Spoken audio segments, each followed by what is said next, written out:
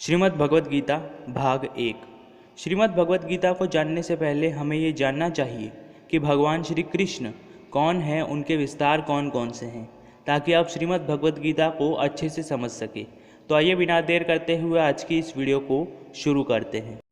भगवान श्री कृष्ण जो गोलोक में निवास करते हैं, जब अपना विस्तार करते हैं तब सबसे पहले बलराम जी प्रकट होते हैं। बलराम जी के पास भी भगवान श्री कृष्ण के समान ही 64 गुण होते हैं। और जब भगवान श्री कृष्ण और बलराम जी धरती पर अवतरित होते हैं, तब बलराम जी भगवान श्री कृष्ण के बड़े भाई के रूप में अवतरित होते हैं। जब बलराम जी अपना विस्तार करते हैं तो उनके विस्तार से भगवान वासुदेव, संकर्षण, प्रद्युम्न और अनिरुद्ध आते हैं। यहाँ भगवान वासुदेव आगे जाके श्री राम के रूप में प्रकट होते हैं, संकर्षण लक्ष्मण जी के रूप में, प्रद्युम्न भरत जी के रूप में और अनिरुद्ध शत्रुघ्न जी के रूप में प्रकट होते हैं। जब यहाँ से संकर्षण यानी कि लक्ष्मण जी अपना विस्तार करते हैं तो भगवान नारायण प्रकट होते हैं, जो वैकुंठ लोक में निवास करते हैं, जिन्हें हम लक्ष्मी नारायण भी कहते हैं। जब भगवान नारायण अपना विस्तार करते हैं तो फिर से भगवान वासुदेव आते हैं, महासंकर्षण आते हैं, प्रद्युम्न आते हैं और अनिरुद्ध आते हैं। यहाँ भगवान वासुदेव शुद्ध आत्म तत्व के प्रतीक है, संकर्षण शुद्ध अहंकार के प्रतीक है, प्रद्युम्न शुद्ध मन के प्रतीक है और अनिरुद्ध शुद्ध बुद्धि के प्रतीक है। जब यहाँ से महासंकर्षण जब अपना विस्तार करते हैं तो महाविष्णु प्रकट होते हैं, और जब महाविष्णु अपना श्वास छोड़ते हैं तब भौतिक सृष्टि का निर्माण होता है, और जब श्वास लेते हैं तब भौतिक सृष्टि उन्हीं के अंदर समा जाती है। महाविष्णु इस संसार में तेज, ऊर्जा और शक्ति भी बनाए रखते हैं। जब भगवान महाविष्णु भौतिक सृष्टि की रचना करते हैं तो उसके संचालन के लिए अपना विस्तार भौतिक सृष्टि के अंदर भी करते हैं। जब महाविष्णु अपना विस्तार करते हैं तब वो गर्भोदक्षाय विष्णु के रूप में प्रकट होते हैं भौतिक सृष्टि के अंदर। भगवान गर्भोदक्षाय विष्णु सृष्टि के गर्भोदय सागर में निवास करते हैं, जहाँ से उनके नाभि कमल से ब्रह्मा जी की उत्पत्ति होती है और ब्रह्मा जी ब्रह्मांड की उत्पत्ति करते हैं।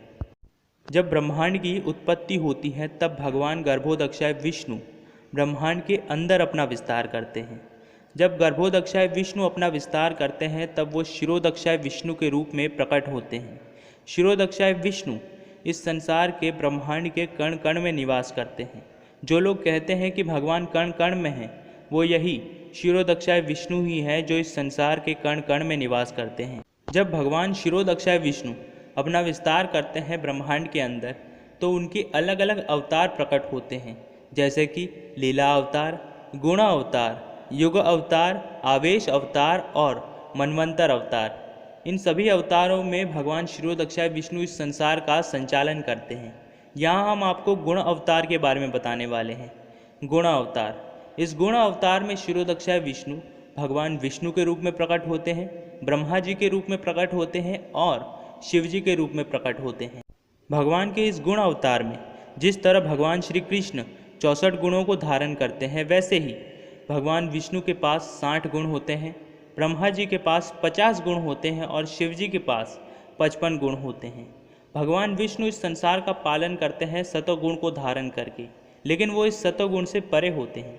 ब्रह्मा जी रजोगुण को धारण करके रचना करते हैं इस संसार में, लेकिन वो भी इस रजोगुण से परे होते हैं।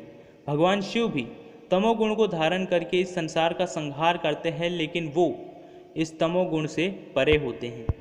यहाँ भगवान शिव तमोगुण को धारण करते हैं, क्योंकि जिस तरीके से शिव जी ने हलाहल विष का पान करके इस संसार को विनाश से बचाया था, ठीक उसी तरीके से बहुत सारे तामसिक जीव होते हैं जिनकी मुक्ति असंभव हो जाती है, और शिव जी बहुत ही शुद्ध है, बहुत ही प्योर है। इसीलिए वो इस तमोगुण को धारण करते हैं ताकि उन तामसिक जीवों की भी मुक्ति हो सके। यहाँ शिव जी भगवान विष्णु के विस्तार में आते हैं। इसका अर्थ ये नहीं कि शिव जी परम परमात्मा नहीं है।